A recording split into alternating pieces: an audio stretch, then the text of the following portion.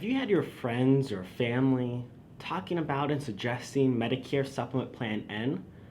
What should you keep in mind when it comes to Plan N, and would it fit your specific needs? Well, first off, usually Plan N is compared to Medicare Supplement Plan G.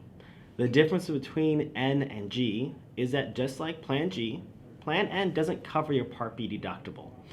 The other thing that it doesn't cover, though, is it does have copays as you use the care.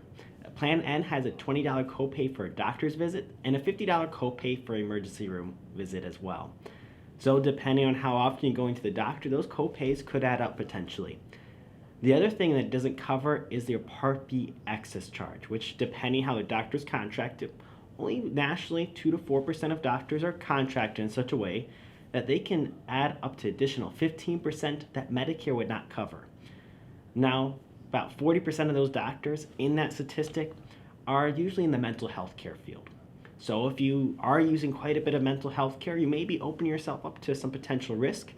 But if that's not a major concern, or if you're comfortable making a change to a different doctor, if they decided to start charging excess charge, then it's not as major of a concern. There's still a wide network of doctors you can get care without having to worry about a Part B excess charge.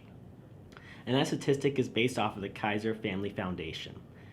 So when you're comparing Plan G to Plan N and seeing whether or not you should go that route, a couple of things to kind of keep in mind is the rate adjustments each year, as well as how often you're going to the doctor.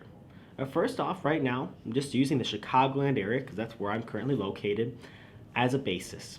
The second largest provider nationally has a Plan N Medicare supplement. Since 2021 to right now in 2024, it's had a 0% rate increase, besides just your basic age increases.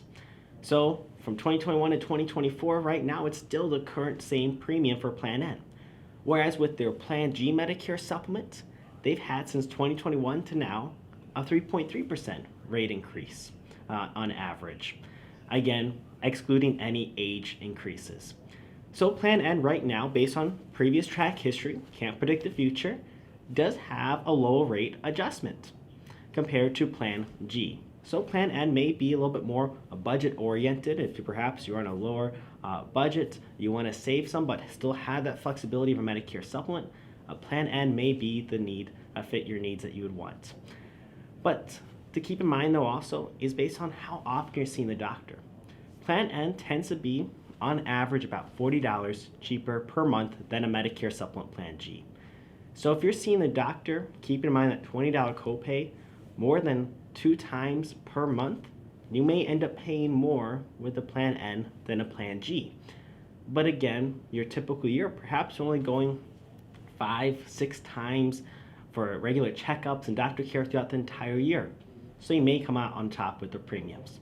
But just like anything, we can't predict the future.